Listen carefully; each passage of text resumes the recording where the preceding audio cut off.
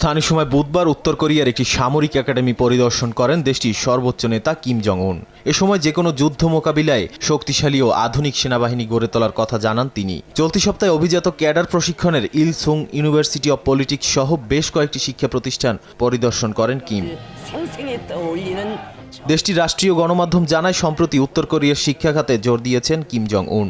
বিশেষ করে শিক্ষার পাশাপাশি অস্ত্র সম্পর্কে জ্ঞান ও দক্ষতা অর্জনের জন্য শিক্ষার্থীদের আহ্বান জানান তিনি। কিমের প্রত্যাশা, শিক্ষার্থীরা পড়ালেখার পাশাপাশি আধুনিক যুদ্ধের বাস্তব অভিজ্ঞতা সম্পর্কে জ্ঞান অর্জন করবে।